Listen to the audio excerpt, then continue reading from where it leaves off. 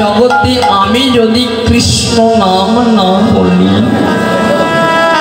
এই জগতের পাপিষ্ঠ জীব যারা তারা কেহই তো কৃষ্ণ নাম বলিবে না। আমি যদি কৃষ্ণ নামে না কাঁদি, এই জগতের কলিহত জীব কখনো কৃষ্ণ নামে কাঁদিতে পারবে না। এই হরি নামে কৃষ্ণ নামে কাঁদাবার জন্য আজ আমার মহাপ্রভু অবতীর্ণ হলেন। অবতীর্ণ হয়ে কি করলেন? শ্রীবাসের আঙ্গিনার মাঝে অন্তরঙ্গ ভক্ত নিয়ে হরিনাম কীর্তন করছে। অন্তরঙ্গ কাদের বলা হয়? এই অন্তরঙ্গ আর বহিরঙ্গ নীলা দুপটা, একটি বহিরঙ্গ অপর একটি হলেন অন্তরঙ্গ। একটি হলেন গৌণ, অপর একটি হলেন মুখ্য। একটি হলেন রূপ, অপর একটি হলেন স্বরূপ। এই জগতের জীব যতদিন না তার স্বরূপটাকে জানতে পারবে, যতদিন না তার নিজের স্বরূপটাকে চিনতে পারেনি, ততদিন ঈশ্বর সত্তাকে কখনো জানতে পারবে না। এই জন্য আগে নিজেকে চিনতে হবে, আগে জানতে হবে আমি কে, কোথায় ছিলাম, কোথায় এলাম, এগুলো জানতে হবে। আজকে অন্তরঙ্গ ভক্তদেরকে নিয়ে শ্রীবাস আঙ্গিনার মাঝে আমার মহাপ্রভু কীর্তন করি। কীর্তন করিতে করিতে হঠাৎ করে যেন মহাপ্রভু গভীর রজনীতে যখন সকল ভক্তবৃন্দ ঘুমাইয়ে পড়ে, সকলে যখন ঘুমায়, আমার ভগবান তখন জেগে যায়। আমার মহাপ্রভু তখন ঘুম থেকে জেগে এই শ্রীবাসের আঙ্গিনা পরিত্যাগ করে, এই শ্রীবাসের আঙ্গিনাটাকে পরিত্যাগ করে ধীরে ধীরে ধীরে ধীরে চলে যায় বনের মধ্যে। ওই নিবৃত কাননের মধ্যে ছুটে যায়, নিবৃত বনের মধ্যে ছুটে গিয়ে কৃষ্ণ নাম করে আর নয়ন জলে কাঁদে। যখন ওই বনের মধ্যে আমার মহাপ্রভু যায়, ওই বনের মধ্যে ছিল কতগুলো হিংস্র প্রাণী, হিংস্র পশু পাখি। মহাপ্রভুর বদনে কৃষ্ণ নামের ধ্বনি শুনে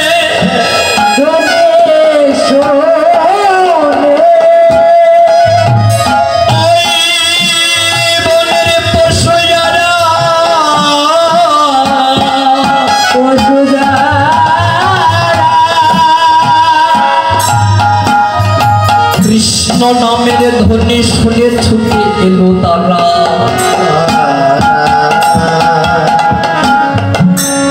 হিংস্র প্রাণী বাঘ,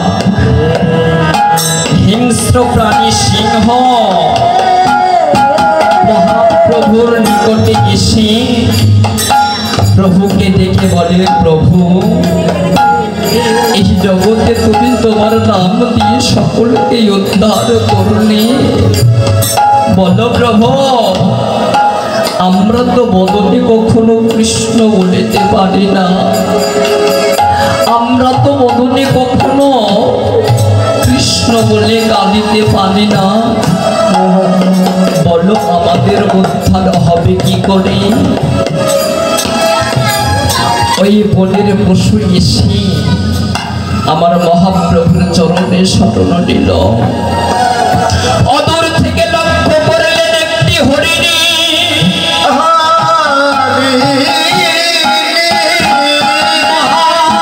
মহাপ্রভুকে দেখে হরিণী হরিণী ছুটে যায়, কিন্তু পিছন থেকে হরিণী বলে, হরিণী রে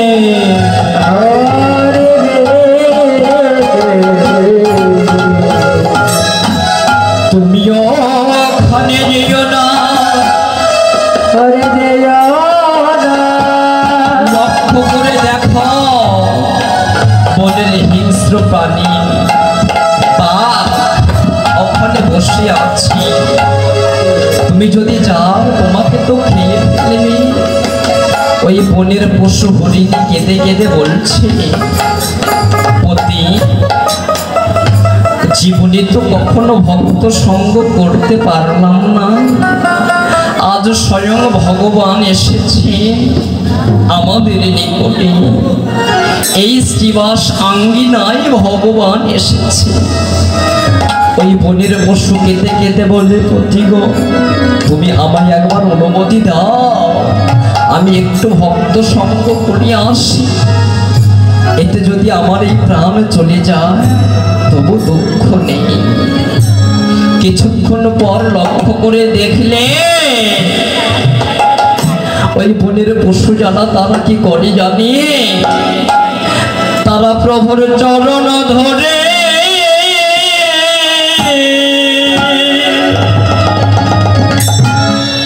যায় গোরা,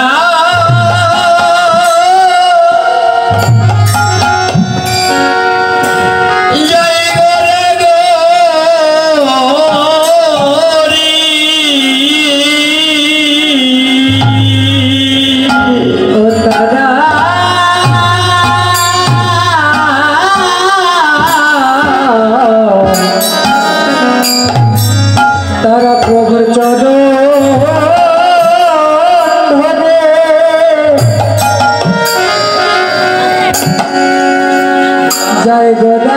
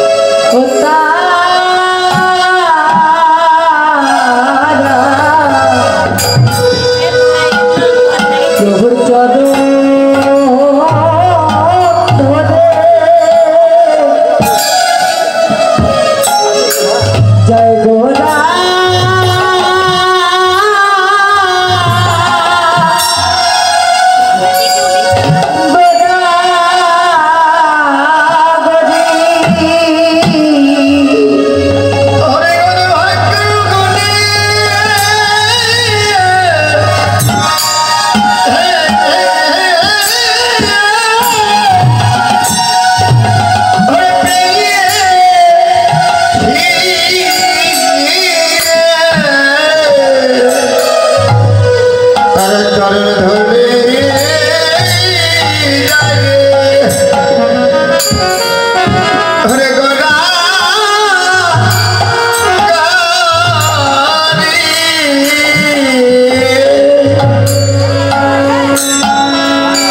এই বনের পশু যারা তারা প্রভুকে চিনতে পারল, কিন্তু আমরা সৃষ্টির জীব হয়ে ভগবানকে চিনি না। সৃষ্টির শ্রেষ্ঠ মানুষ হয়ে ভগবানকে জানি না, জানতে চাই না। মা, সনাতন ধর্মে বসবাস করি আমরা, সনাতন ধর্ম চারণ করি আমরা, কিন্তু আমরা অনেকেই জানি না কি এই সনাতন, কাহাকে বলা হয় এই সনাতন। সনাতন শব্দের অর্থ কি? সনাতন যাহা পূর্বে ছিল, বর্তমানে আছে এবং ভবিষ্যতেও থাকবে, ইহাই সনাতন। সনাতন শব্দের অর্থ বর্তমান। অনুমানের কোন ধর্ম আমার সনাতন নয়। সনাতন হলো বর্তমানে যা দেখা যায়। এই ধর্মকেও দেখা যায়, দেখা যায় না বাবা? ধর্ম কাহাকে বলা হয়? কি করলে আমাদের এই ধর্ম পড়া হয়? চৈতন্য চরিতামৃতে কবিরাজ গোস্বামী লিপিবদ্ধ করলেন, ধরে রাখবার নাম হলো ধর্ম। ধরে রাখবার নাম হলো ধর্ম। কি ধরে রাখলে ধর্মকে ধরে রাখা হয় বাবা?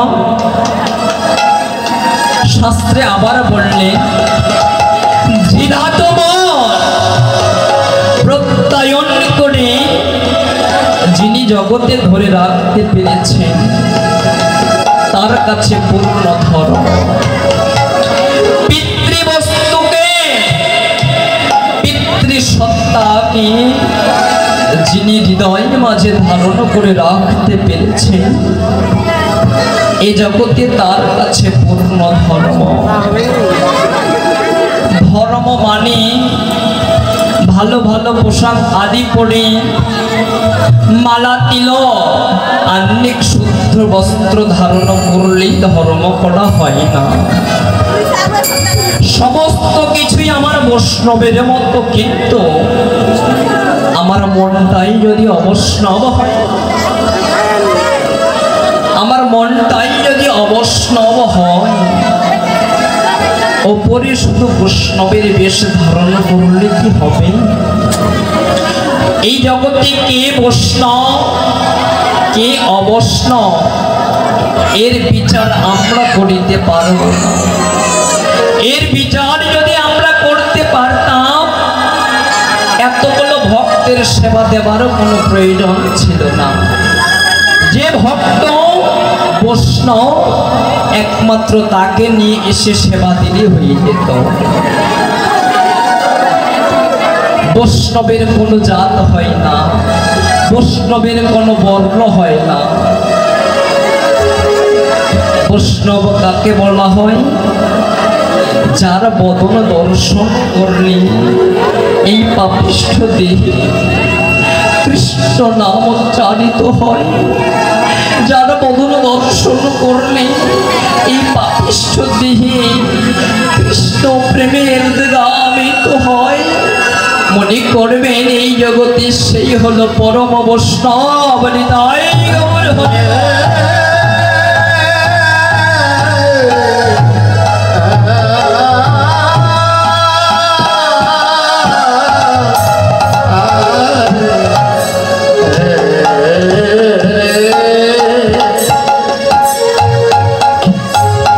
তাহলে মা, আমাদের ধর্মটা বর্তমান কি করে বর্তমান? দলিল তো প্রয়োজন আমাদের। আমাদের সনাতন ধর্মে ইয়াং জেনারেশন যারা আছে, আমার ছোট ভাই, বড় ভাই এবং দিদি ভাইয়েরা যারা লেখাপড়া করছে, আর তাদের উদ্দেশ্যে বলছি, তাদের আগে জানতে হবে। কেননা তারা যদি না জানে, ধীরে ধীরে আমার এই সনাতনতা বিলুপ্ত হয়ে যাবে। আমাদের সনাতন ধর্মে একটি গ্রন্থ আছে, একটি বই আছে, যে বইটা দেখি আমরা অনবরত পথ চলি। কি নাম?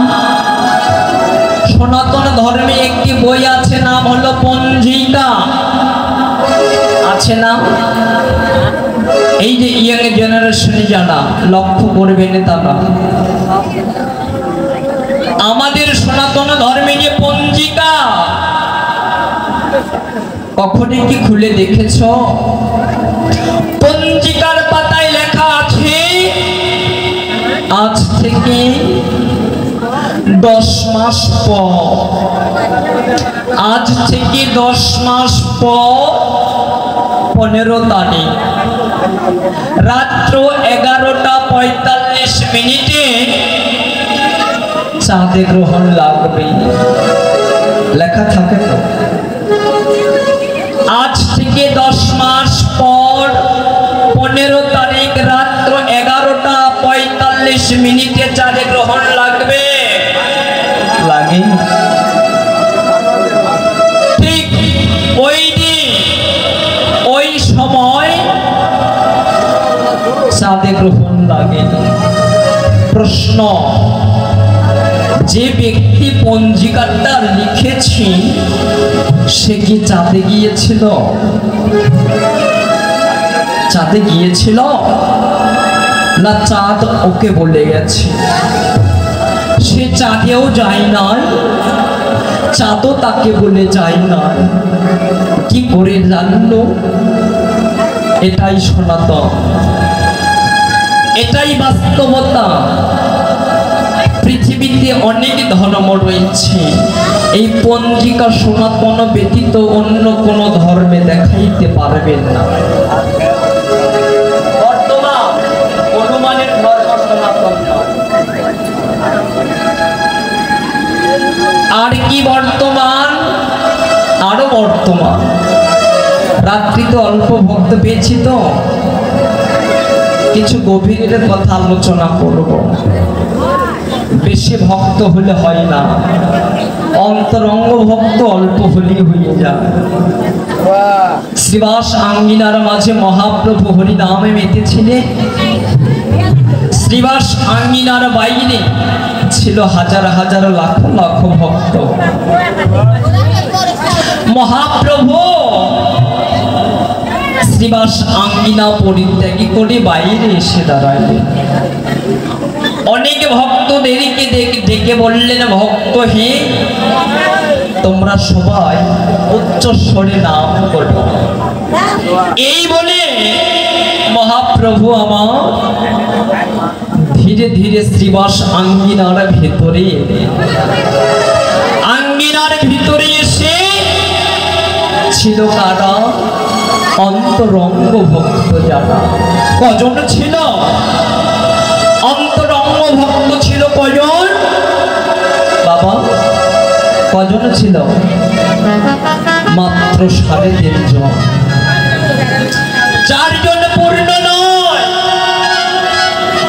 মাত্র ছিল 3.5 জন ভক্ত।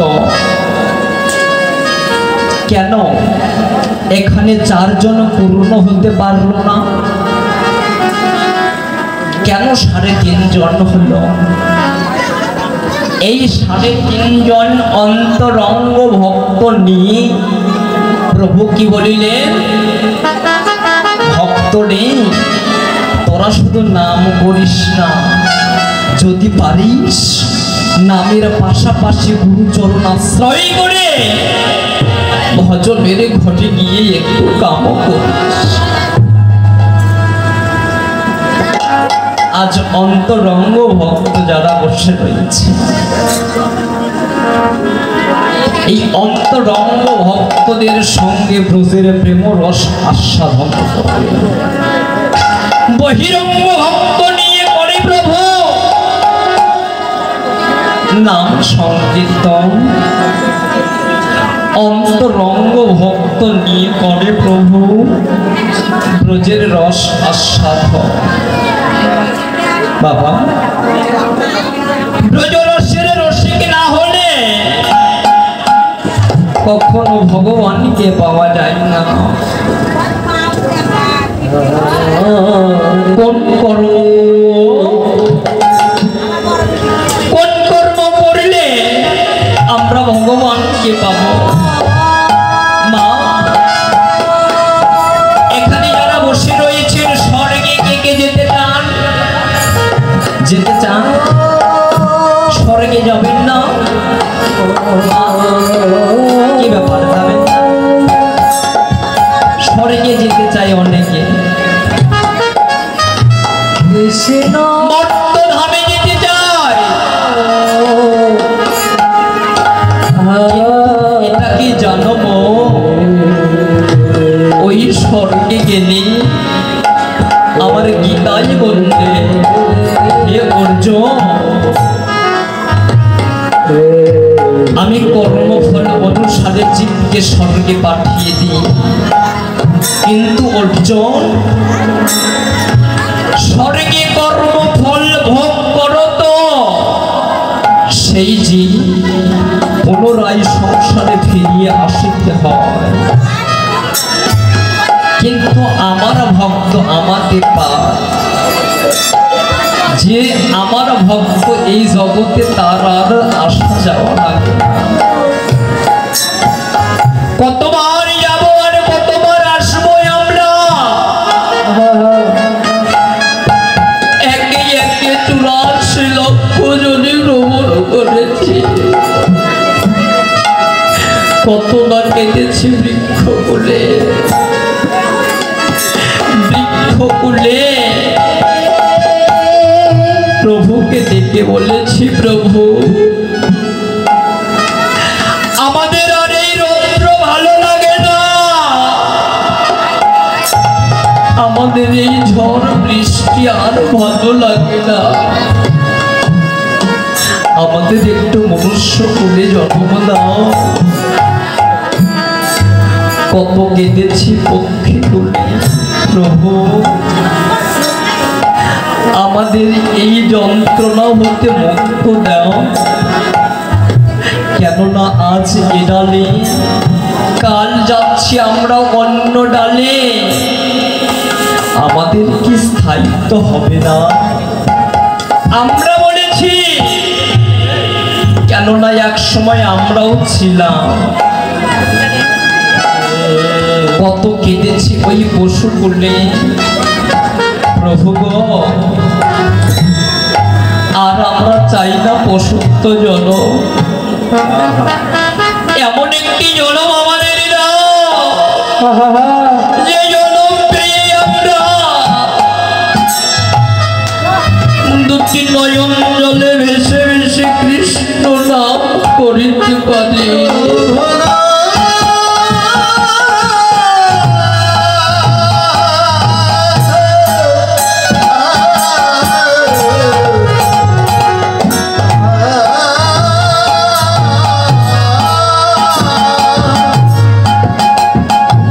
এমন একটি জনম আমাদের দাও, যে জনম পেয়ে যেন আমরা ভক্ত সঙ্গ করতে পারি। প্রভু দিলেন জন্ম, কিন্তু আমরা সব ভুলে গেলাম। এই জগতে এসে মায়ার জালে মোহিত হয়ে সমস্ত কিছুই ভুলে গেলাম। এই ভুলে যাওয়া বস্তুকে স্মরণ করে দেবার জন্য প্রভু বললেন, জীব রে, তোরা তো ভুলে যাবি আমাকে, তোরা যাবার আগে আমি গিয়ে বসে থাকবো। কি রূপে? মহাজন শাস্ত্রে বললেন, জীবের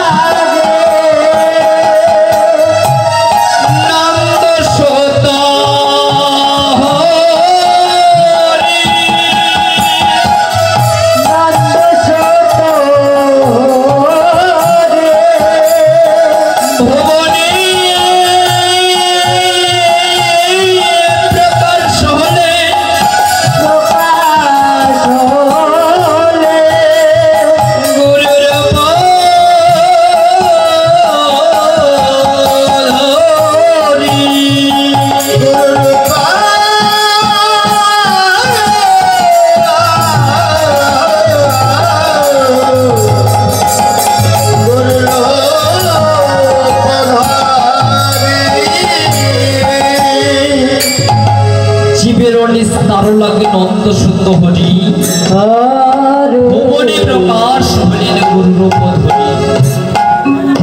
গুরুকে মনুষ্য জ্ঞান কভু করা যাবে না। আজও কেন গোরা চাঁদের বিরস বয়া,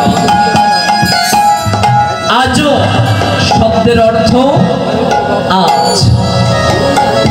ওমা আজও শব্দের অর্থ কি? আজকে কি বার? আজ কি বার? মঙ্গলবার। মহাপ্রভু অবতীর্ণ হয়েছে কত বৎসর হলো? প্রায় 5 থেকে 700 বছর গত হয়ে গেল। কিন্তু মহাজন এখানে কি বললেন? আজ কেন? এই মঙ্গলবারে কেন গোরা চাঁদের বিরস বয়া? আজ শব্দের অর্থ বর্তমান, বিরস বয়া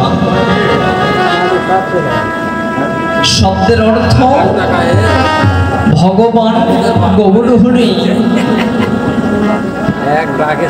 আজকে দুঃখে দুঃখার্থ হয়ে নিজের বদনটা মলিন হয়ে বসে আছে। আজ এই মঙ্গলবারে বর্তমান বলেছি না সনাতন ধর্ম, দেখুন আবার বর্তমান। শাস্ত্রপর শাস্ত্রে বললেন অদ্যাবধি এই লীলা করে গোরা রায়। কোন কোন ভাগ্যবাণী এই লীলা কেবল দেখি বলে পায়। অদ্যাবধি লীলা হচ্ছে কোথায়? নবদ্বীপ মানে। অদ্যাবধি শব্দের অর্থ অনবরত লীলা হচ্ছে নদিয়ার মাঝে, নবদ্বীপ মাঝে এখনো হচ্ছে। ভগবানের লীলা কখনো শেষ হয় না। যদি বলেন এই ছেলে ওই এতবার নবদ্বীপে এলাম আর গেলাম, আমরা তো সেই গৌর চাঁদকে দর্শন করতে পারলাম না, আমরা তো সেই পূর্ণ চাঁদের কেলিমাকে দর্শন করতে পারলাম না নবদ্বীপে। বাবা বলতে পারি অনেকে এই তো নবদ্বীপ, কিছু টাকা খরচা করিলেই যাওয়া যায়। কিন্তু মা ওই নবদ্বীপে গৌর চাঁদকে দেখা যায় কি না যায় জানি না। ওই নবদ্বীপে পরিবর্তে আরেকটি নবদ্বীপ আছে। সেটি কি? এই যে আপনার আমার নবদার দেহ বিশিষ্ট নবদ্বীপ। এই যে নবদার দেহ বিশিষ্ট নবদ্বীপ, যদি গুরু কৃপা হয় এই নবদ্বীপ মাঝে গৌর চাঁদের উদয় হয়। কিভাবে? আপনাদের বাড়িতে গাভী আছে না? গাভী চিনেন তো না? গরু বলেন। অনেকের বাড়িতে গাভী আছে। ওই গাভীর দুগ্ধটা চয়ন করে একটি পাত্রে নিয়ে এই যে গঙ্গা অতিবাহিত হয়ে যাচ্ছে, এই দুগ্ধটা নিয়ে গঙ্গার জলে ভাসিয়ে দিবেন। কিছুক্ষণ পর লক্ষ্য করে দেখবেন দুগ্ধটা কি দেখা যায়? যায় না, গঙ্গার জলে লীন হয়ে যায়, তাই না মা? কি করলে ওই দুগ্ধটা জলের ওপর দেখা যাবে? কি করলে বলতে পারবেন না? এবার ওই তরল দুগ্ধটাকে গঙ্গার জলে দেবার আমি ওই দুগ্ধের ভান্ডে একটি শ্বাসকাঠি ঢোকাব। শ্বাসকাঠি ঢোকাবার পর একটি রশি দ্বারা টানাটানি যদি করা যায়, দুগ্ধটাকে দুগ্ধ থাকে ছানায় পরিণত হয়ে যায়।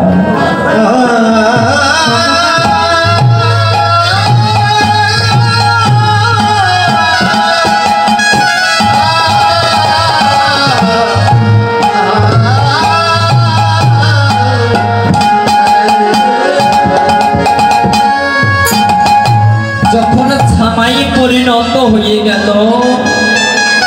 এবারে যদি ওই দুগ্ধটা গঙ্গার জলে ভাসিয়ে দেওয়া যায়, আর কি ডুববার ভয় থাকে মা?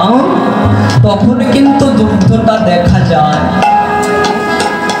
ততদ জাগতিক জগতের দুগ্ধ নয়, জাগতিক জগতের ভাণ্ড নয়। এবার গুরুচরণ আশ্রয় করে সকাল সকাল যদি কেহ এই দেহ রূপ দুগ্ধের ভাণ্ডে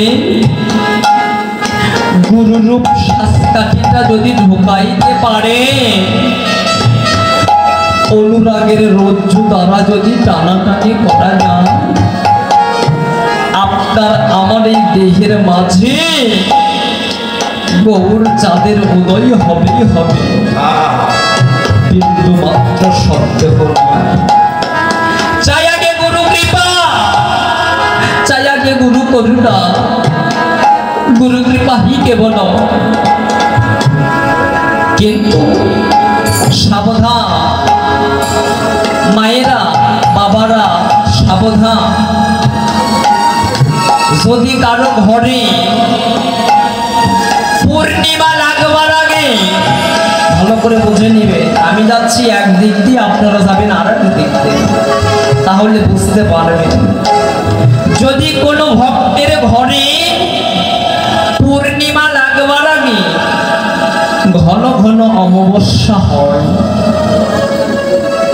সেই ঘরে কখনো গৌর চাঁদের উদয় হবে। এই অমাবস্যা যেন না হয় সেদিকে লক্ষ্য করতে হবে। মা,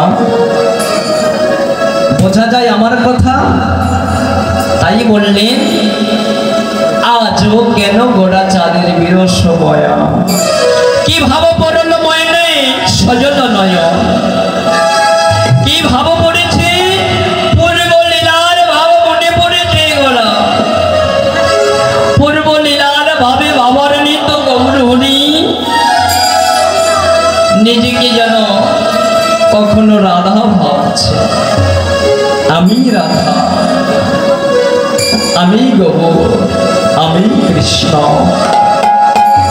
কেননা শাস্ত্রকর শাস্ত্রে বলেছেন, একই দেহে যুগল বিলাস অরূপে রাধা কৃষ্ণ।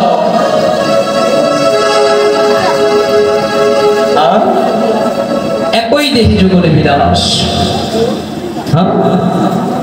যুগল মূর্তি রূপ ধারণ করে কলিযুগে অবতীর্ণ হয়েছে গৌরাঙ্গ মহাপ্রভু। সে ভাবে ভাবার ঋত হয়ে আজকে আমার গৌর হরির কেমন দশা হয়েছে, কেমন ভাব হয়েছে, পদকর্তা বলছে, লক্ষ্য করে কি দেখলাম জানিস? ওরে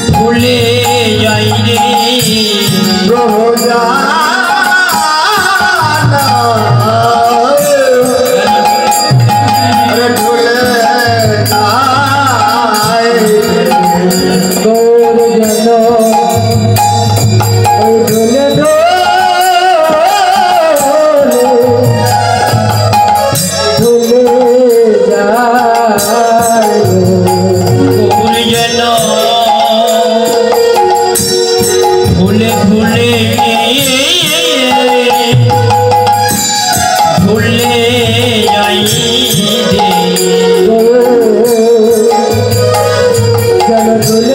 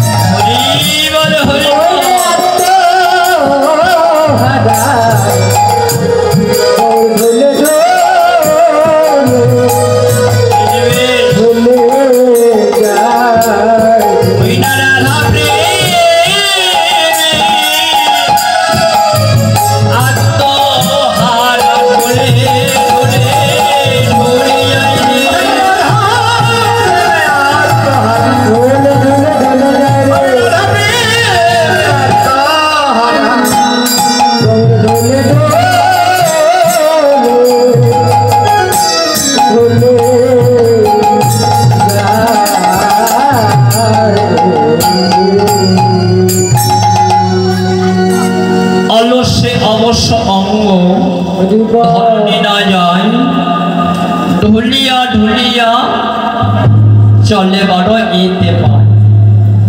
গৌরহরি অঙ্গটা যেন অলস হয়ে গেলেন। যার অঙ্গ যদি অলস হয়ে যায়, আমরা তো সকলে গৌরেরই ভক্ত, তাহলে আমরাও তো অলস হয়ে যাব না? যাব তো। কিন্তু গৌরহরি সেই অলসের কথা বললেন না। বৈষ্ণব পদাবলীগুলো আগে বুঝতে হবে, কোন অলসের কথা বলিলেন। প্রথমেই বলেছি একটি বহিরঙ্গ, একটি হলো অন্তরঙ্গ। বাবা, বহিরঙ্গ দিয়ে যদি বোঝানো যায় অলস মানে পরিশ্রান্ত, ক্লান্ত হয়ে গিয়েছে গৌরহরি। কেন? আমরা গৌরাঙ্গ মহাপ্রভু কি আপনাদের মতো কাজকর্ম করেছে নাকি সারাদিন যে ক্লান্ত হয়ে যাবে?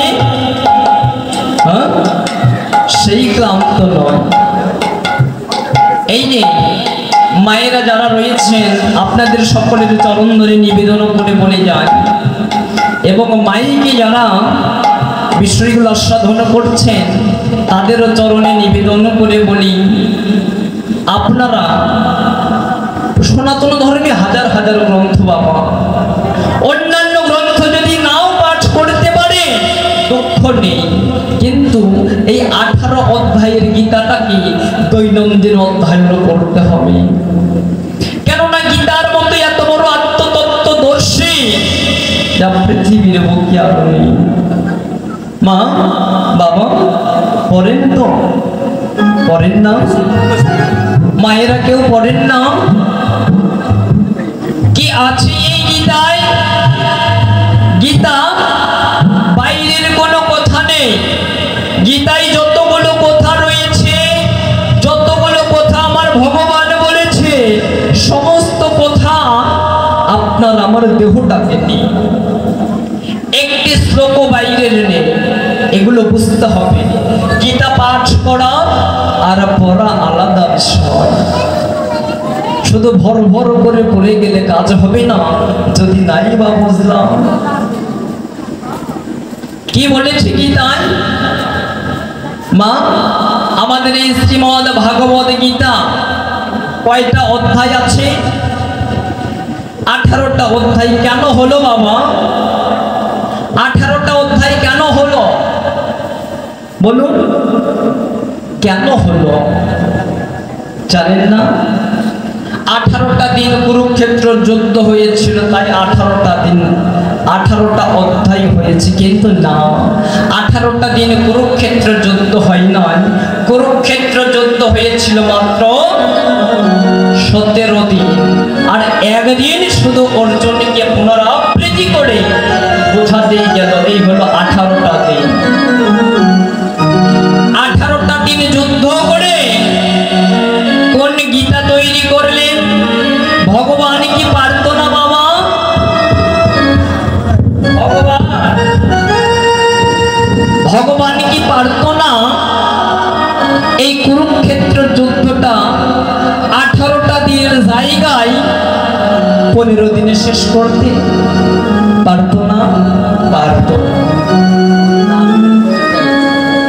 ভগবান কি পারত না এই কুরুক্ষেত্রের যুদ্ধটা 18টা দিনের জায়গায় 20 দিন লাগাইতে? তবুও পারত। কেন তিনি 18টা দিনে যুদ্ধ করলেন? মা জেনেছেন কখনো? শুনেছেন কখনো? শোনেন নাই? 18টা দিন যুদ্ধ করে ওই গীতা নয়, ওই গীতা তৈরি করবার আগে আপনার আমার এই দেহ গীতা তৈরি করলেন। 18টা দিন যুদ্ধ করে আপনার আমার এই 18 মোকামে দেহ গীতা তৈরি করলেন। ওখানে যদি একদিন যুদ্ধ কম হতো আপনি আমি জগতে পূর্ণ রূপ পেতাম না, আমাদের একটা অংশ কমে যেত। ওটাও গীতা, এটাও গীতা। ওই গীতায় যা আছে আপনার আমার দেহ গীতায় তাই আছে। যা আছে ওই গীতা এখানেও তাই আছে। একটি শ্লোকও বাদ পড়ে নাই। বলবো বিষয় কেন? অল্প ভক্ত তো এজন্য বলছে। এটাই যদি গীতা হয়, ওই গীতা বা কুরুক্ষেত্রের যুদ্ধের ময়দানে বাবা দল ছিল কটি? দল ছিল দুটি, মাঠ ছিল কটি? দল দুটি, মাঠ একটি। ওখানে যদি দুটা দল থাকে, মাঠ যদি একটা থাকে, আপনার আমার এই দেহ গীতায়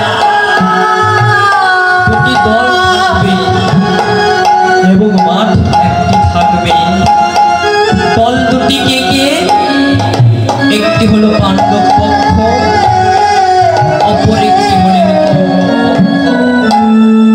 একটি হলো পাণ্ডব পক্ষ, অপরটি হলেন কৌরব পক্ষ।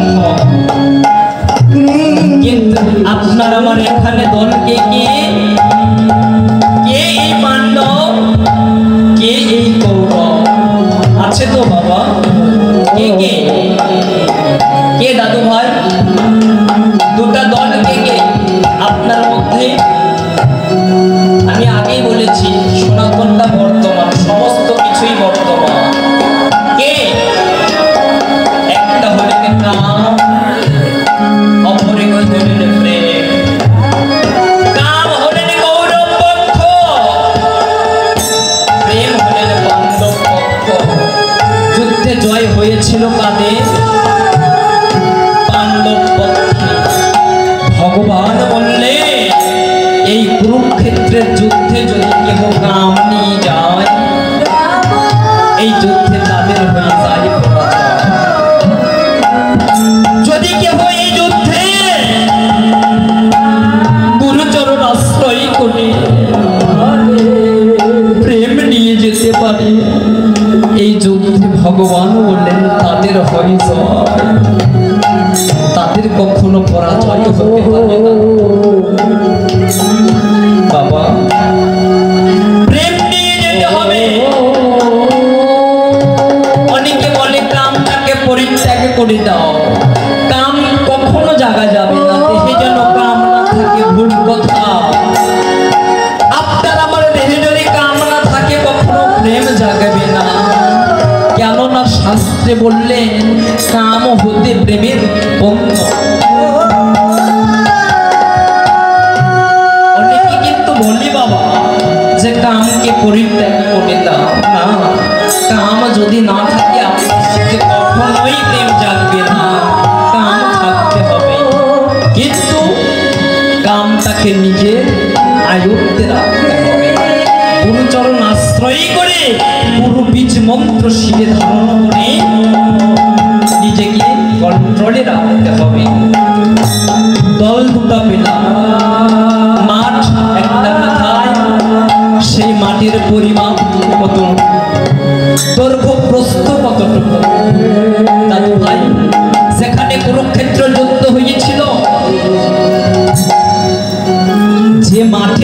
হয়েছিল সেই মাটির দৈর্ঘ্য প্রস্থ কতটুকু ছিল? কতটুকু? শাস্ত্রে বললে সেই মাটির দৈর্ঘ্য প্রস্থ ছিল মাত্র 14 যোজন। মনে থাকবে 14 যোজন। এটা গেল বহিরঙ্গ। অন্তরঙ্গে কুরুক্ষেত্র কোথায়? মা বাবা, কুরুক্ষেত্র যুদ্ধ কি শেষ হয়ে গিয়েছে? এই যে মা, যুদ্ধ কি শেষ? কথা বলো। হয় না, এখনো হচ্ছে। কোথায়? দেখা তো যাচ্ছে না। দাদা, দেখা যায় কুরুক্ষেত্র যুদ্ধ এখনো হচ্ছে। কোথায় বলে দেব, ভালো করে বুঝে নিবে মায়েরা। কুরুক্ষেত্র বলিদান ভারত ভূমিতে দিব্য জ্ঞানে, এই নয়নে দিব্য জ্ঞানে দেখিলে পাইবে তাহা মাতৃজনিতে। জনিতে জন্ম মৃত্যু দেখাইয়া কামনাই পড়িয়া যে চাহিতে পড়িয়া ধারণ নাই ধর্ম করে পতনে ইহা হইতে কুরুক্ষেত্র আজ ত্রিভুবন হৃদয় গৌর হরি।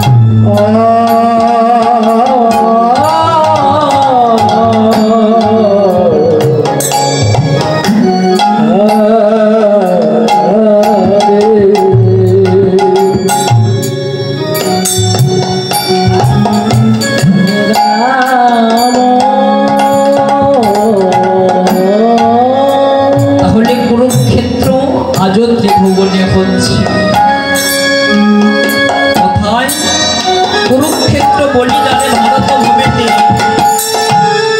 কুরুক্ষেত্র বলিদানে ভারত ভূমিতে দিব্য জ্ঞানী দেখিলে পাইবে মাতৃজনিতে। জনিতে জন্ম মৃত্যু, যেখানে জীবের উৎপত্তি সেখানে জীবের ক্ষয়, ওই জায়গা বুঝিলে মোক্ষ প্রাপ্ত হয়। বাবা, আসা যাওয়া যে পথে ভজন সাধন সেই পথে। আবার অনেকে অন্যটা মনে করে বাবা, আসা যাওয়া যে পথে ভজন সাধন সেই পথে, কিন্তু ওই আসা যাওয়ার পথ নয়। আসা যাওয়ার পথ কোনটা? এই যে আসছে আর যাচ্ছে, আসছে আর যাচ্ছে, এই আসা যাওয়ার পথে ভজন সাধন করতে হবে। মা, এই আসা যাওয়ার পথে ভজন সাধন করতে হবে। এই সাধন জানে কারা? রসিক যারা, ভাবুক যারা, সবাই জানে না। মহাজন একটি গানে বলে গেলে এই কর্ম জানে কারা? রসিক যারা। কোন রসিক?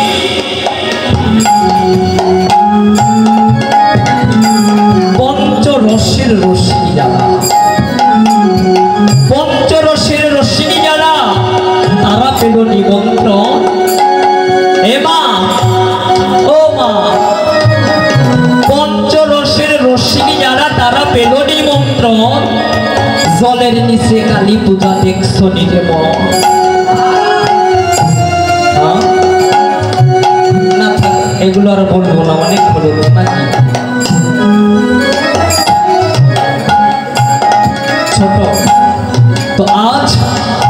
সে অবশ্য অঙ্গ ধরনে না যায়, ঢুলাইয়া ঢুলাইয়া বনে বারো ইতে পায়, ঢুলাইয়া ঢুলাইয়া বনে বারো ইতে পায়। ঢুলে ঢুলে চলছে। কেন ঢুলে ঢুলে চলছে? একটি দেহে দুই দেহের বহির প্রকাশ, একদিকে রাধা একদিকে কৃষ্ণ। রাধা একদিকে যায়, কৃষ্ণ একদিকে যায়। গৌর কোন দিকে যাবে বলুন তো মা? গৌর কোন দিকে যাবে?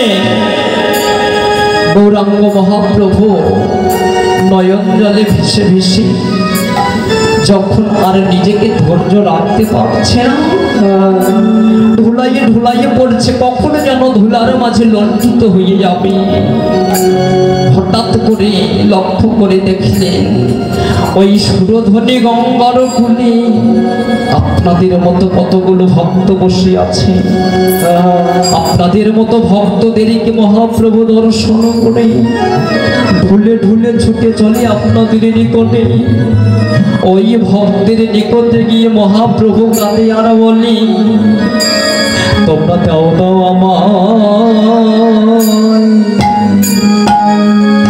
আমায় যারা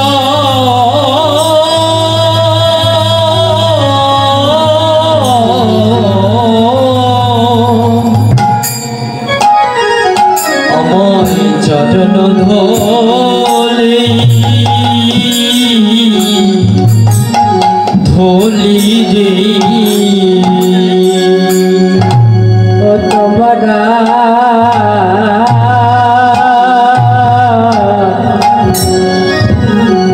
তোমরা দাদা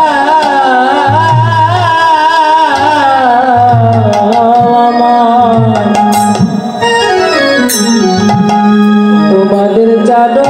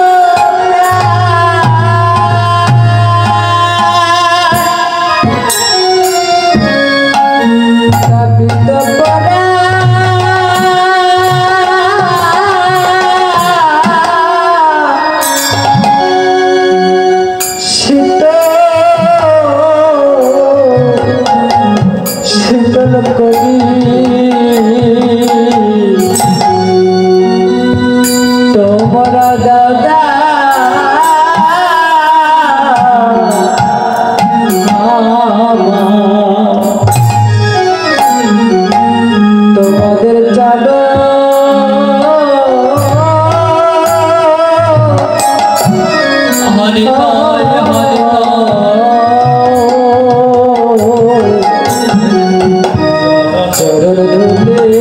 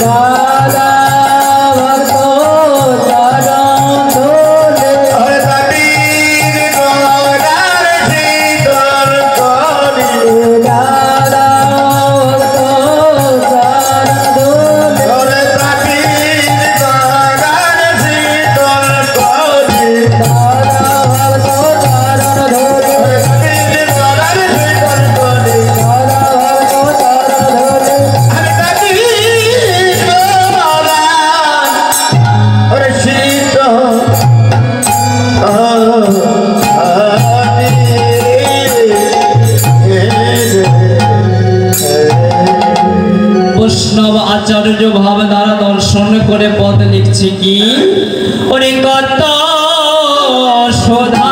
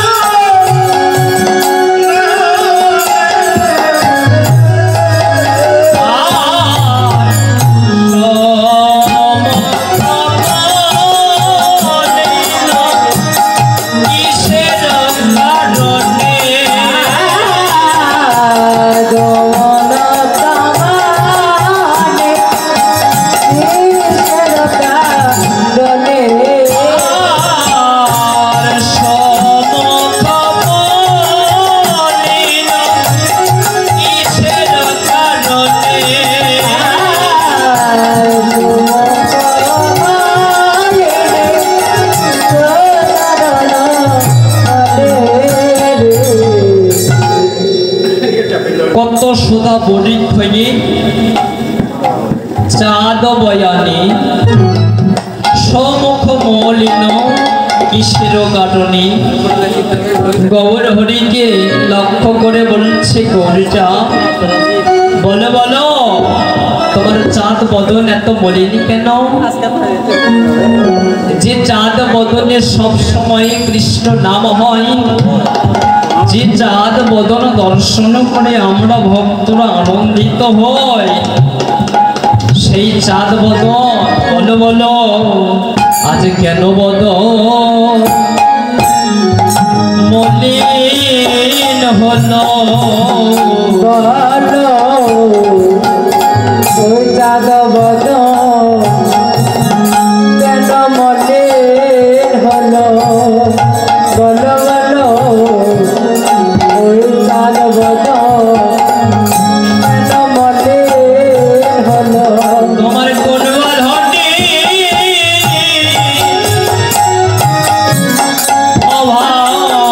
হয়েছি বলো বলো কেন বলো মলিন হলো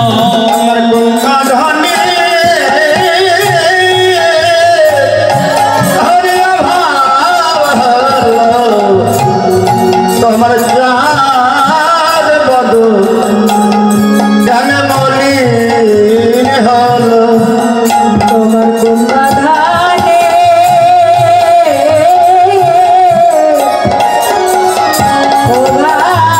হলো তোমার চাঁদ বদল কেন মলিন হলো বলো বলো তুমি অমর করে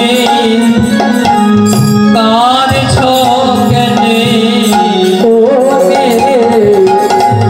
অমর করে কাছে কেন অমর করে কাঁদছ কেনে তুমি আমার করে হরে কাঁদিছে কেন কোন বধনে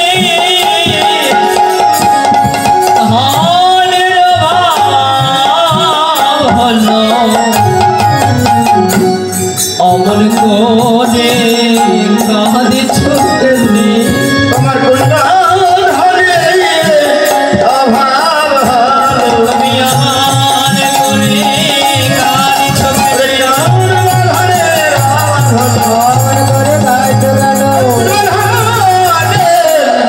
অভাব হলো অমর করে কাছে কেন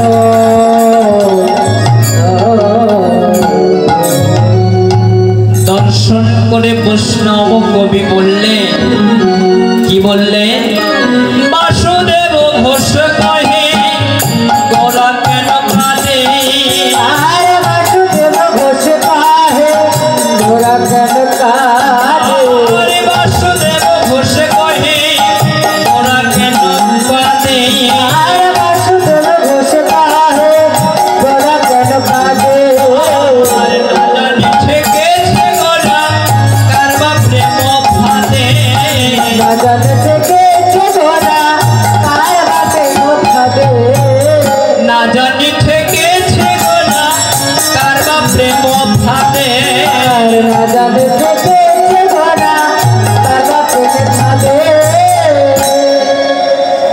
বাসুদেব ঘোষে বলে গোরা কেন কাঁদে না জানি ঠেকেছে ঘোড়া কার বা প্রেম ভাবে আমার গৌর হরি মনে হয় কারো প্রেমে বিভোর হয়ে এমন আকুল হয়ে কেটে যাচ্ছে যাই হোক মাগো এতক্ষণ নবদ্বীপ লীলা সাধন করলাম এবার নবদ্বীপ লীলা পরিত্যাগ করে ব্রজলীলা সাধন করব সবাই একটু রাধা নামের জয়ধ্বনি দে মধুময় মধু বৃন্দাবনে প্রবেশ করবেন ঠিক আছে মা জয় জয়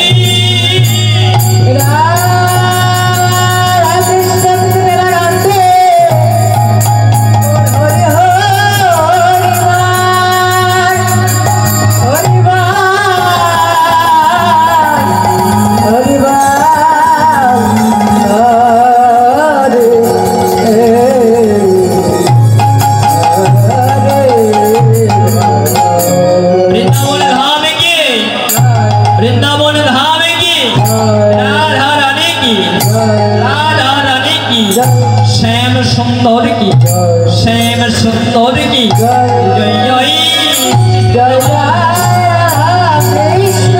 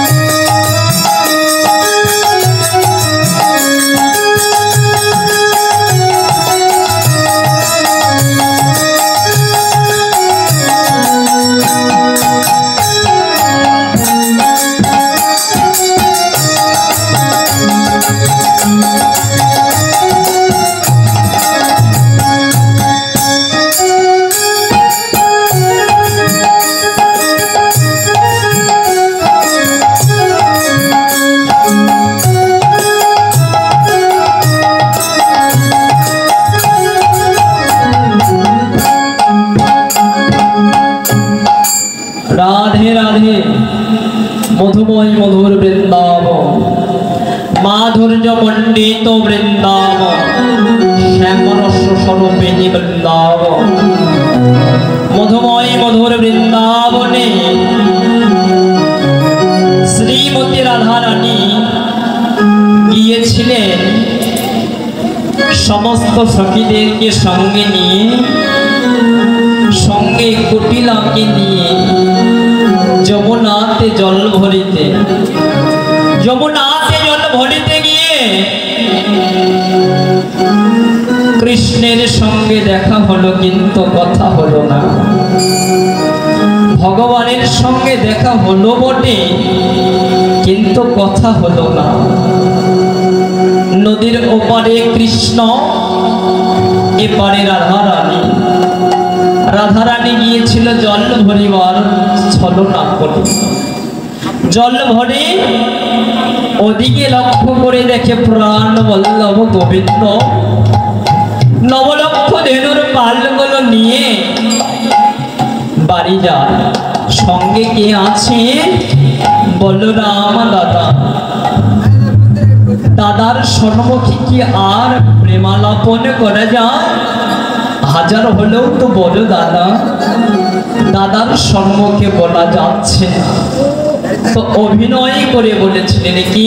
কিভাবে অভিনয় করেছিলেন? রাধা রানীকে লক্ষ্য করে আমাদের কৃষ্ণ কানাইয়া গোবিন্দ তার কেশ পরশ করলেন। কেশ পরশ করে ইঙ্গিত করে বোঝাইয়ে দিলেন, কিন্তু শ্রীমতী রাধা রানী লক্ষ্য করলেন, কিন্তু বুঝতে পারলেন না। ছলনাটা বুঝতে পারলেন না। রাধা রানী মনে মনে ভাবছে, আমি না বুঝি, কিন্তু আমার সখীরা তো আছে ওপরে, তারা হয়তো বুঝবে, আমি ঘরে গিয়ে বুঝে নেব। এবং নিজ ঘরে এসে শ্রীমতী রাধা রানী তার সমস্ত সখীদেরকে একত্রিত করে বলতেন, সখীরে বলো না, কি সংকেত করলো? আমি তো কিছু বুঝতে পারলাম না। মহাজন বললে, কি সংকেত করেছি জানিস? সমস্ত সখীগণদেরকে একত্রিত করে বলছে, অনেক সংকেত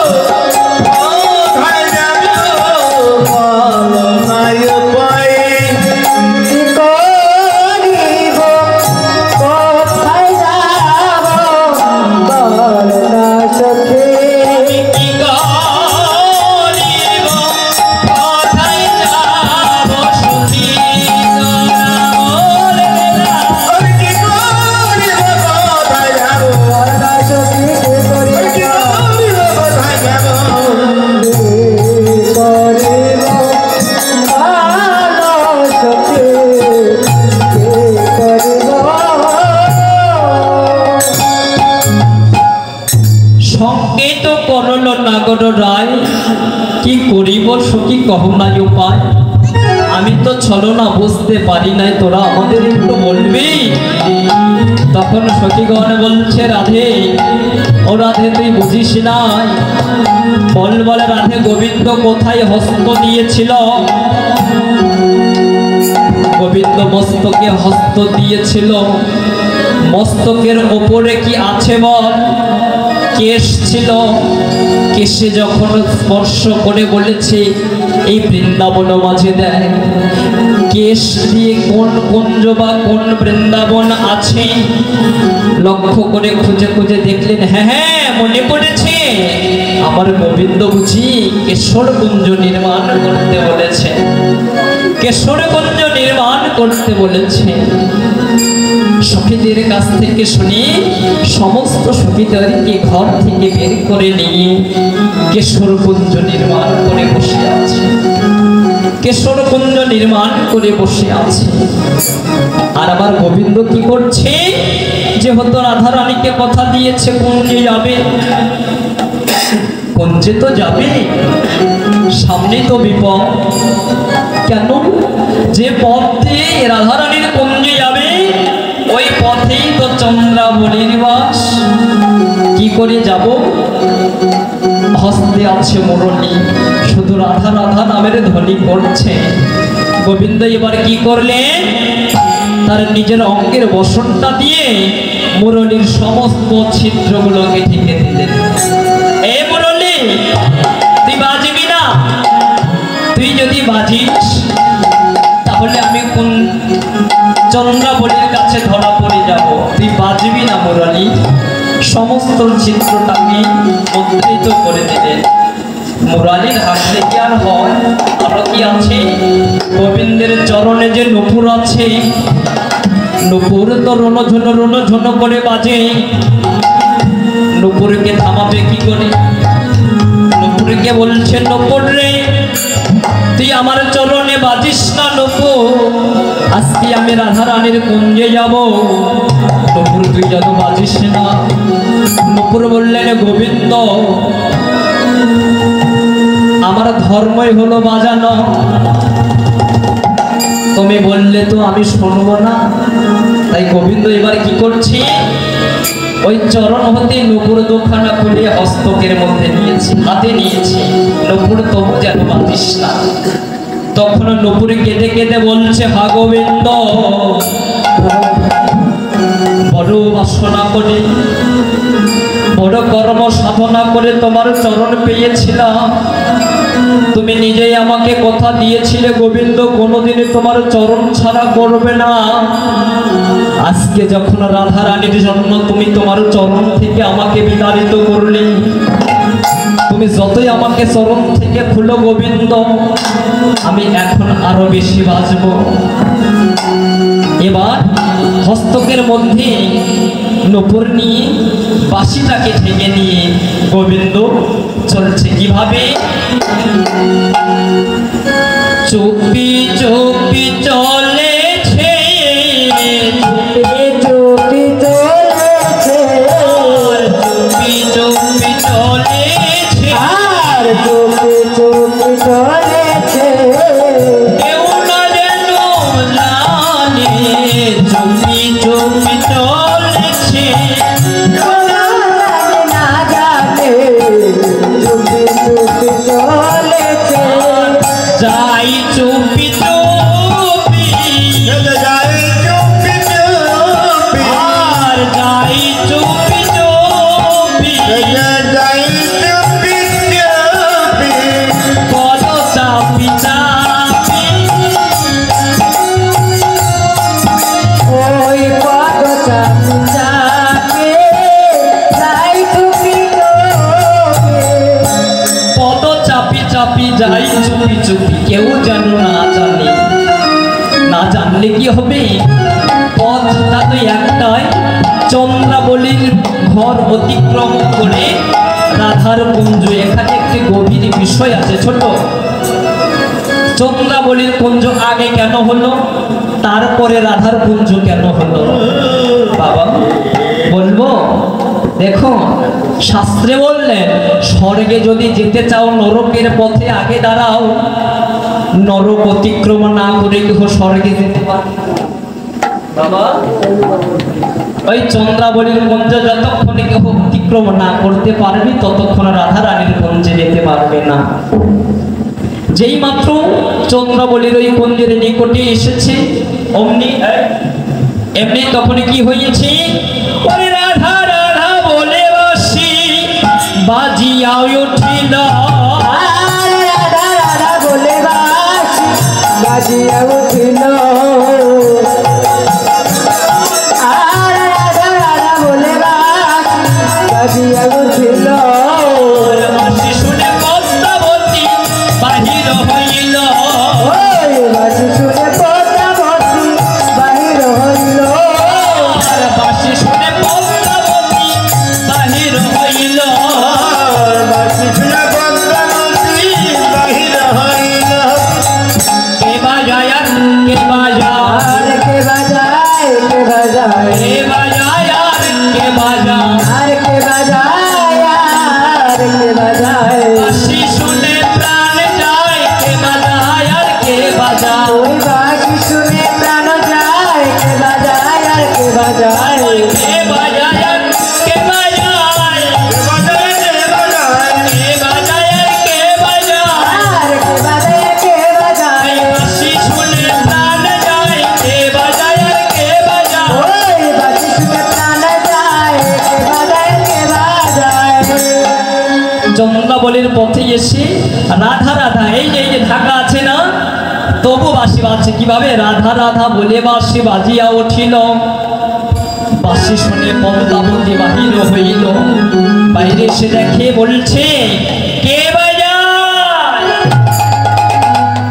কে বাজায়, কে বাজায়, কে বাজায়, দুবার বললেন কেন, কে বাজায় মানে এমন মধুর সুরে বাঁশি কে বাজায়, আবার কি বললেন কে বাজায়, বাঁশি বাজিয়ে কে বাজায়, কে বাজায় আর কে বাঁশি বাজায়, বোঝা গেছে, বললেন কে বাজায় আর কে বাজায়, বাঁশি শুনে প্রাণ যায়। ভগবান এবার মৃদু কণ্ঠে বললেন পদ্মা আমি গো, অন্য কেউ নয়, আমি কৃষ্ণ, এত রজনীতে তুমি কোথায় চলেছ, তুমি জানো না আজকে সন্ধ্যার সময় গোচারণ থেকে ফিরতে গিয়ে আমার একটি গাভীর বাছুর পাচ্ছি না, তো খোঁজার জন্য বের হয়েছি, পদ্মাবতী চালাক ছিল তো, বলছে গোবিন্দ বাছুরি খুঁজে পাচ্ছ না, আমার সঙ্গে আসো, ওই চন্দ্রাবলীর কুঞ্জে একটি বাছুর দেখলাম, মনে হয় তোমারই হবে, এবার গোবিন্দকে ধরে নিয়ে গিয়ে চন্দ্রাবলীর কুঞ্জে দিলেন, গোবিন্দ আর বেরোতে পারে না, গোবিন্দ আর বেরোতে পারে না, রাধারানীর কাছেও আর যেতে পারে না, চন্দ্রাবলীর কুঞ্জে আটকা পড়ে গেলেন, চন্দ্রাবলীর কুঞ্জে যখন আটকা পড়ে গেলেন তখন রাধারানী পাগল হয়ে গেলেন, এক প্রহর দুপহর তিন প্রহর এভাবে যেন নিশি অতিবাহিত হয়ে যাচ্ছে, কিন্তু গোবিন্দ আসছে না, শুধু রাধারানী নয়, রাধারানীর মতো আমরা সকলে কুঞ্জ সাজিয়ে আছি, কিন্তু শিশুকাল যায়, যৌবন কাল যায়, বৃদ্ধকাল যায়, কিন্তু গোবিন্দ আসে না কেন, আমাদের কুঞ্জ বুঝি ভালো নয় রে, আমাকে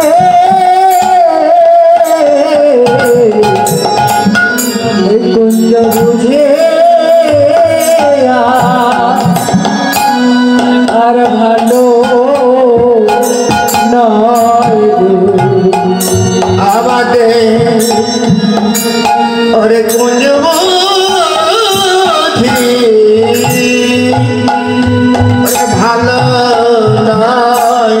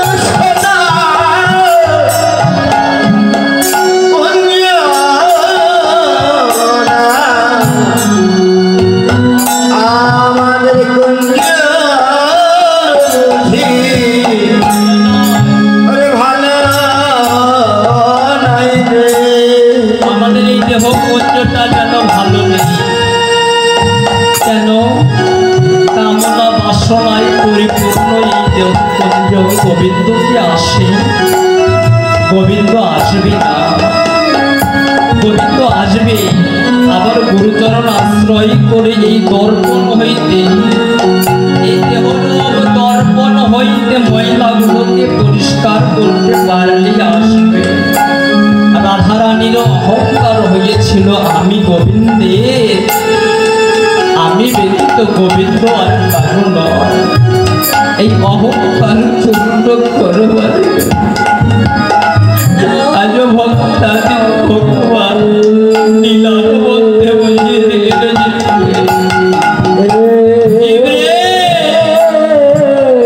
আমি ভক্তের সমস্ত কিছু সহ্য করতে পারি, কোন ভক্তের অহংকার আমি সহ্য করতে পারি না।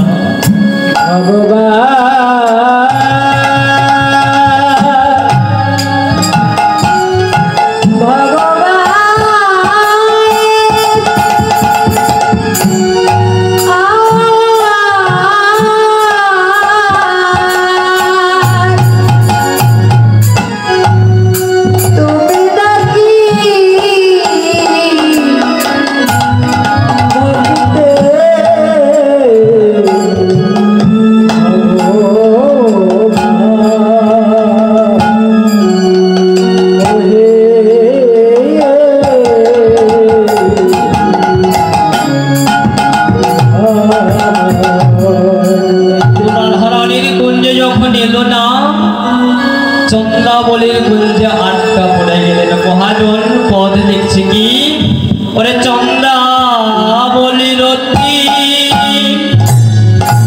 সরমে ঘুমালো, আরে চন্দ্রাবলীর সরমে ঘুমালো,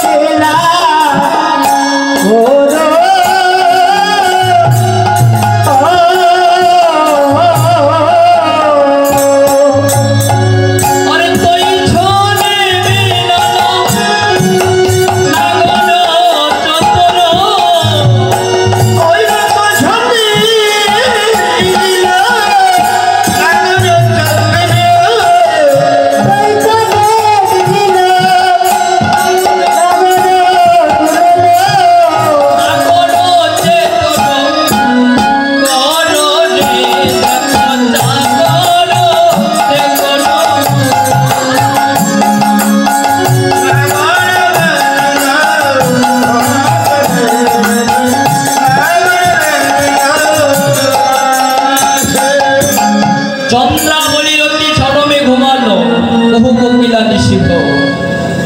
একদম যখন ভোর হয়ে গেল, গোবিন্দকে তারপরে ছেড়ে দিলেন, তারপরে ছেড়ে দিলেন গোবিন্দকে। গোবিন্দ মৃদু মৃদু পায়ে হেঁটে চলেছে। অদূর থেকে লক্ষ্য করে দেখলেন গোবিন্দের কেমন দশা।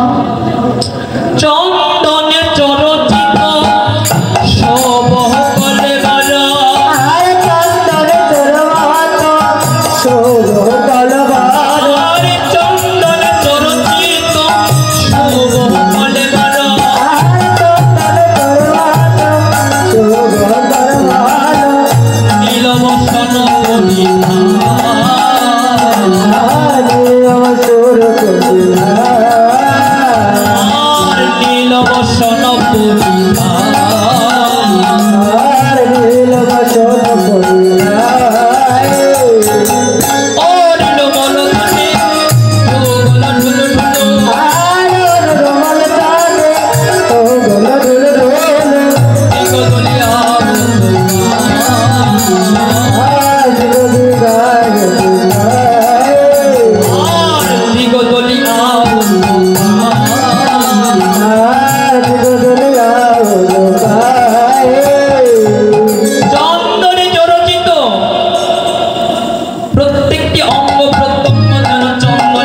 লজ্জিত হয়ে আছে। চন্দ্রাবলীর মধ্যে তো চন্দ্রের অভাব নেই, তো চন্দ্র দিয়ে যেন প্রত্যেকটি অঙ্গ প্রত্যঙ্গ লেপিত করে দিয়েছে। ধীরে ধীরে ধীরে ধীরে গিয়ে রাধারানীর কুঞ্জের এক প্রান্তে দাঁড়াইলেন। ভয় তো অন্তরে, অন্তরে তো ভয়। কোথায় ছিল আর কেন এলো এ সময়? অদূর থেকে সখীগণ লক্ষ্য করে হাসছে। কে এলো? লক্ষ্য করে দেখলেন গোবিন্দ এলো, কিন্তু অভিনয় করছে। অভিনয় করছে কি করে? বলছে, কি গো তোমার মাতা রোহিণী ভালো আছে তো? তোমার মাতা রোহিণী কুশলে আছে তো? ভগবান মনে মনে ভাবলেন, কি ব্যাপার, সখীগণ আমাকে চিনতে পারে নাই নাকি? আমার মাতা তো রোহিণী নয়, আমার মাতা তো যশোদা। কেন রোহিণীর কথা জিজ্ঞাসা করছে? ও সখী, তোরা জানিস না আমি বলরাম নই গো, আমি কৃষ্ণ। রোহিণী আমার মা নয়, আমার মা তো যশোদা। রোহিণী আমার জেঠিমা, বড় মা হয়। ও তাই বুঝি? তা আসো, বসো, আসনে গ্রহণ করো। ললিতা নত মুখে হাসি হাসি অঙ্কনে আসন দেওয়ালো আমি। আসনে পেতে দিলেন বসবার জন্য। কি আসন? কুশ আসন দিলেন। কেন কুশ আসন দিল? কুশ শাসন করবে বলে, কুশ শাসন করবে বলে কুশ আসন পেতে দিলেন। এবার রাধারানী বলছে, গোবিন্দ তুমি আমাকে কথা দিয়েছিলে তুমি আমার কুঞ্জি আসবে, সে আশা নিয়ে আমি কুঞ্জ সাজিয়ে বসে আছি। কি অপরাধ করেছিলাম আমি, তুমি আমার কুঞ্জে এলে না? আর তোমার বদনটা এমন মলিন কেন? তোমার বদনটা এমন শুকাইয়ে গিয়েছে কেন গোবিন্দ? বলছে, রাধে তুমি জানো না, কত রজনীতে আমার খুব জ্বর হয়েছিল, সারাটা রাত যেন ঘুমাতে পারি, এই জন্য বদনটা শুকিয়ে গিয়েছে। ও ভালো কথা, জ্বর হয়েছিল, বেশ ভালো, তাও মানলাম জ্বর হয়েছে, কিন্তু গোবিন্দ বলো বলো সিঁদুর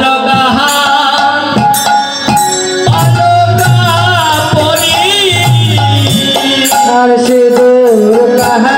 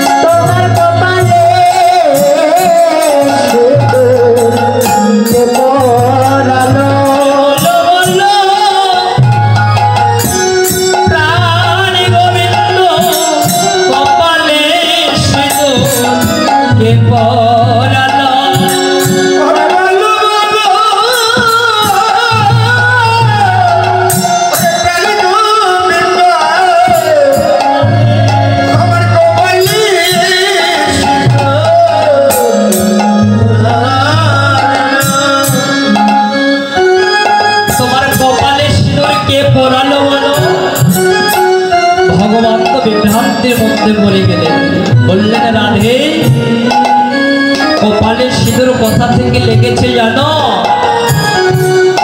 আমার বলরাম দাদার সঙ্গে আমি গিয়েছিলাম গিরি পর্বতের চূড়ায় গৌরী পূজা করতে। গৌরী পূজা করে ওখানে যখন প্রণাম করেছি, ওই প্রণাম করবার সময় আমার স্মৃতিতে চোখে সিঁদুর লেগে গিয়েছে। কথাটা ব্যাস লেগে গেল না। কিছুক্ষণ আগে বললো আমি জ্বরে ঘুমিয়েছিলাম, উঠতে পারি না। এখন বলছে গৌরী পূজা করতে গিয়েছিলাম, ধরা পড়ে যাচ্ছে না। হ্যাঁ, বললেন ঠিক আছে তবুও মানলাম, তুমি নয় গৌরী পূজাই করতে গিয়েছিলে, কিন্তু বলো বলো গোবিন্দ তোমার নীলবসন পীতম্বর কাহা গেল? নীলবসন পরিধান পীতম্বর কাহা গেল?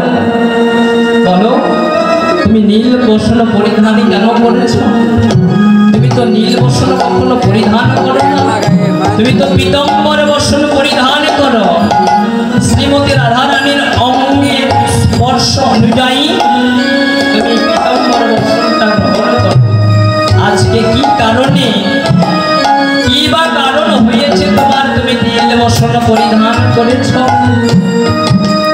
বললেন নীল বসন পরিধান করেছি। লক্ষ্য করে দেখলেন হ্যাঁ নীল বসন মানে নিজের বসনটা চন্দ্রাবলীর ঘরে রেখে চন্দ্রাবলীর বসন পরিধান করে চলে এসেছে। তখন রাধারানী বলছে কেন করেছে বলো? গোবিন্দ আবার মিথ্যে কথা, আবার ছলনা করছে। কি ছলনা? গত রজনীতে দাদার সঙ্গে ঘুমিয়েছিলাম, তো ঘুম থেকে জেগে উঠে তাড়াহুড়া করে আমার বলাই দাদার বসনটা আমি পড়েছি আর আমারটা দাদা পড়েছে। মহাজন পদে দেখছি কি আমি ইচ্ছে করে পড়ি নাই, তবে কি হয়েছে জানো? দাদার সঙ্গে বসন বদল হয়েছে, দাদার সঙ্গে বসন বদল হয়েছে, দাদার সঙ্গে বসন বদল হয়েছে, দাদার সঙ্গে বসন বদল হয়েছে। শোনো শোনো গো রাধে, দাদার সঙ্গে বসন বদল হয়েছে। শোনো শোনো গো রাধে, দাদার সঙ্গে বসন বদল হয়েছে। দাদার সঙ্গে বসন বদল হয়েছে।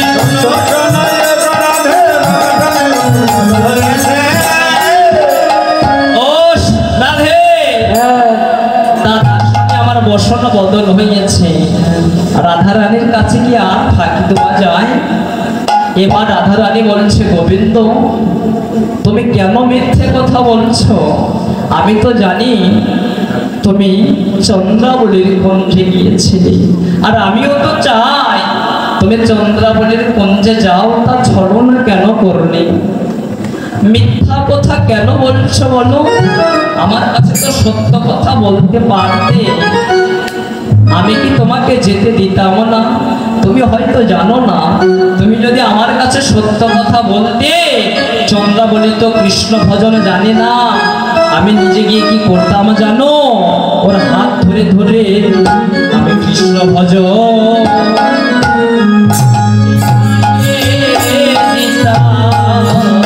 আগে ওই কৃষ্ণ ভজন আমি শিখাইয়ে দিতাম। আমি কৃষ্ণ ভজন শিখে দিলাম। আমি নিজে কৃষ্ণ ভজন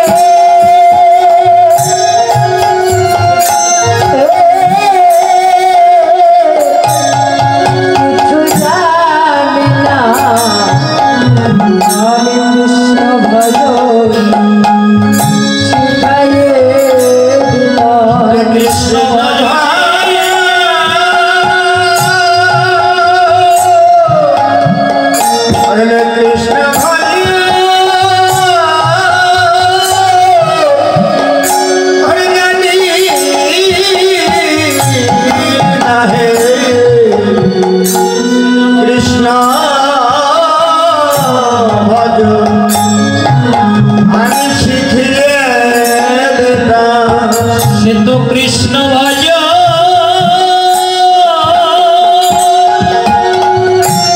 ভজরে জানি না রে কৃষ্ণ ভজ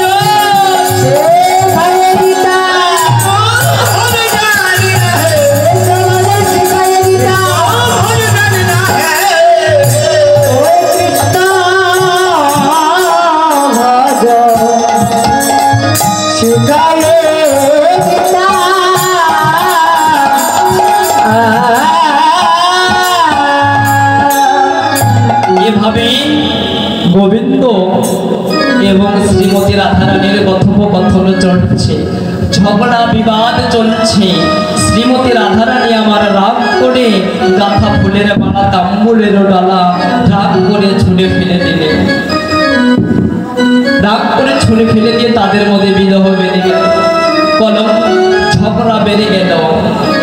এভাবে ঝগড়া করিতে করিতে তারা নতমুখ করে বসে রইলেন। যাই হোক বাবা, এতক্ষণ ভূমিকা দিলে আস্বাদন করলেন। এখন আমার শ্রদ্ধেয় দাদা ভাই রাজীব দাদা আপনাদের মাঝে আসবে। যে কয়জন